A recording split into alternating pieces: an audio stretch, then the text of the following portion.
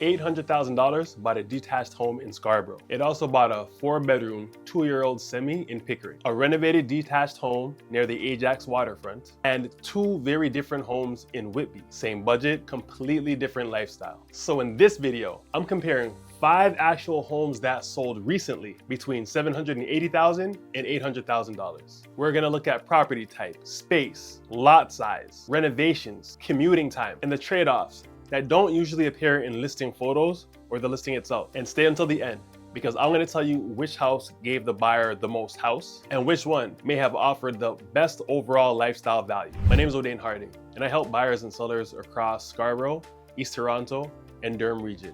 I'm currently helping buyers with this exact decision. Stay in Toronto or move farther east and get more home. If you're planning to buy and want help comparing your options before making an expensive mistake, you can book a real estate clarity call with the link in the description. Let's start in Scarborough. Our Scarborough example is 10 Medford Avenue in Oakridge. This property sold in June of 2026 for exactly $800,000 after being listed for $839,000. And here's what the buyer got. A detached 1.5-story home built in 1932 with 3+1 bedrooms, 2 full bathrooms, a finished basement, and approximately 1,100 square feet above grade. It also sat on a 40 by 118 foot lot and had private parking for 4 vehicles. That's important because the Scarborough buyer didn't have to settle for a condominium or pay monthly maintenance or parcel of Thai land fees. They purchased a detached home with a substantial Toronto lot. But there are trade-offs. This home was the oldest in our comparison, built in 1932. It had character, hardwood flooring, a covered porch, a family room with a wood stove, and a large upper bedroom. But it also had an unconventional layout, a spiral staircase, no garage,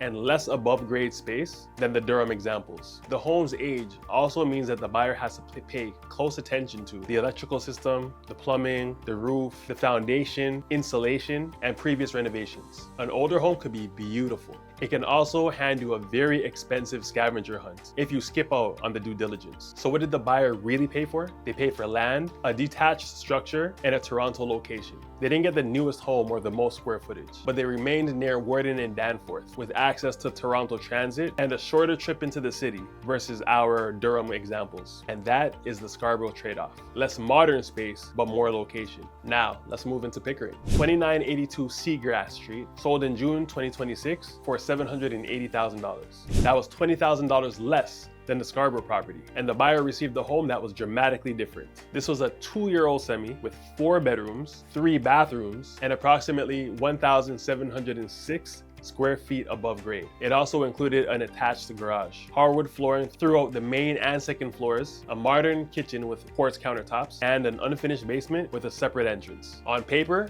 this one's almost unfair. It's newer, larger, and $20,000 cheaper than the Scarborough property. The Scarborough buyer received 1,100 square feet above grade. The Pickering buyer, 1,706 above grade. That's more than 600 square feet of additional space, plus a 4th bedroom, an extra bathroom, and a garage. But there's always a but. This home is in North Pickering, near White's and Taunton Road. It's much farther from the Pickering waterfront and the GO station than many people picture when they hear Pickering. This home also sat on a narrower lot of approximately 26 by 82 feet. And although the basement had a separate entrance, it was unfinished. So the buyer gained modern construction and interior space, but they would still need to spend money if they wanted to finish the basement. The 2025 property taxes were also just above $6,900, which was the highest taxable among all the examples. That matters. A cheaper purchase price doesn't always equate to the lowest monthly carrying cost. This property demonstrates why buyers shouldn't stop at just the sales price. You have to compare the mortgage, the taxes, commuting costs, maintenance, and a future renovation budget. Still, if your priority is newer construction, 4 bedrooms, and approximately 1,706 square feet, Pickering made that possible for under $800,000. Our Ajax example is 7 Albury Crescent in South Ajax. This detached backsplit sold in June 2026 for $790,000. The home offered 3+1 bedrooms, 2 bathrooms, and approximately 1,203 square feet above grade. It had a finished lower level, a separate side entrance, a renovated kitchen, a large backyard, and 4 total parking spaces. The lot was approximately 58 feet wide and more than 111 feet deep. Now here's where it gets interesting. The Ajax property was only $10,000 less than the Scarborough property, and its above grade square footage was not dramatically larger, but the lot was much wider. It has a renovated kitchen, a finished lower level with an additional bedroom and bathroom, and proximity to Ajax's waterfront, trails, and established South Ajax neighborhood. This buyer wasn't chasing the newest house. They were buying an established detached house on a large lot in a mature community. And in many ways, this is the Durham property most similar to the Scarborough example. Both offered detached homes, both had 3+1 bedrooms, both had finished lower levels, both had large lots and 4 parking spaces, but the Ajax home offered a wider lot and a more conventional urban setting. The Scarborough property offered the Toronto location. There was one obvious compromise in Ajax: no enclosed garage. The property had a covered carport instead. That may not matter to everyone, but in a Canadian winter, a garage isn't exactly decorative. The other consideration is commuting. South Ajax gives you access to the Ajax GO station and Highway 401, but your trip into Toronto will still be longer and more expensive than living in Scarborough. So this buyer received a large detached lot and a renovated family home. The cost was distance. Now let's head over to Whitby, where I found 2 very different examples. The first is 75 Barchester Crescent in Brooklyn. This home sold in July 2026 for $795,000. It was a freehold end unit built in 2005, offering 3+1 bedrooms, 3 bathrooms, and approximately 1,498 square feet above grade. It also included approximately 520 square feet of finished basement space, an attached garage, and a large, fully fenced backyard. This home didn't give the buyer a detached property, but it did give them close to 2,000 square feet of finished space. The primary bedroom included a walk-in closet and a 4-piece ensuite. The basement contained a recreation area, built-in cabinetry,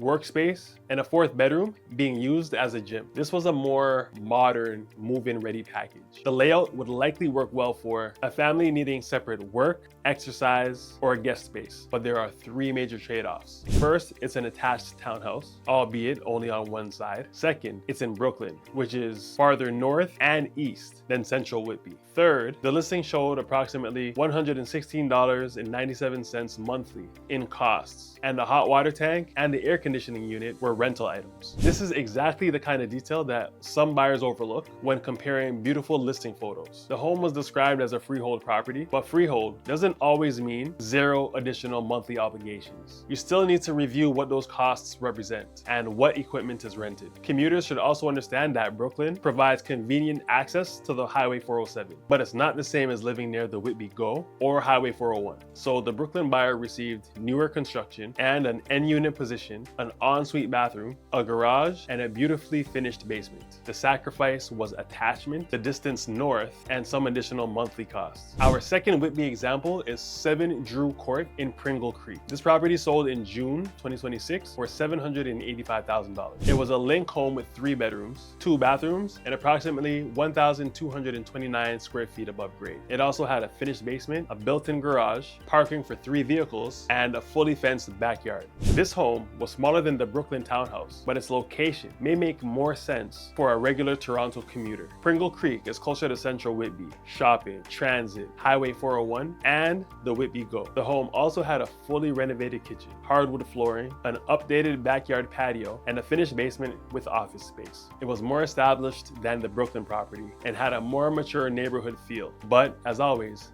the buyer gave up a few things. There was no primary ensuite. The property only had 2 bathrooms, and at approximately 1,229 square feet above grade, it was considered smaller than the Pickering semi and the Brooklyn townhouse. This property illustrates an important point. Even within the same municipality and almost the same budget, location changes what you receive. In Brooklyn, the buyer got more space, a 4th basement bedroom, and 3 bathrooms. At $785,000 in Pringle Creek, the buyer got less space, but a more central Whitby location with easier access to GO and Highway 401. So the decision isn't merely Scarborough versus Durham. Sometimes the decision is one part of Durham versus another. So which buyer got the best deal? If we're measuring pure above the grade space and age, the Pickering semi stands out. For $780,000, the buyer received approximately 1,706 square feet, 4 bedrooms, 3 bathrooms, an attached garage, and a home that was only about 2 years old. That is a lot of house for the money. If the priority is a detached home on a larger lot,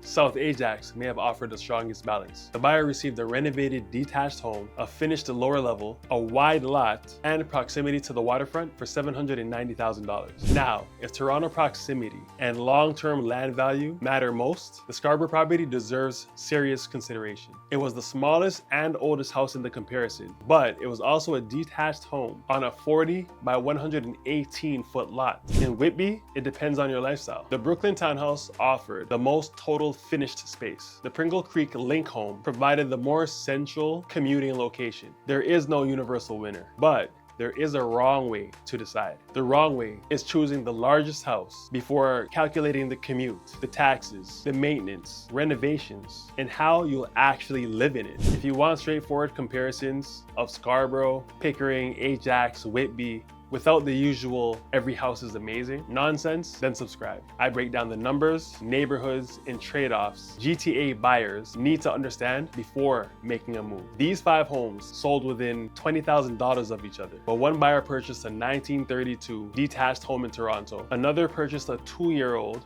4-bedroom semi in Pickering, another bought a renovated detached backsplit near the Ajax waterfront, and 2 Whitby buyers chose between greater space in Brooklin and a more central location in Pringle Creek. That's why your budget doesn't tell me enough. I'd also need to know how much space you need, where you work, whether you want to renovate, how long you plan to stay, and what you refuse to compromise on. If you're deciding between Scarborough and Durham, you can book a real estate clarity call using the link in the description. We'll compare real buying power and lifestyle priorities before you start booking random showings in 4 different municipalities. Take care until next time.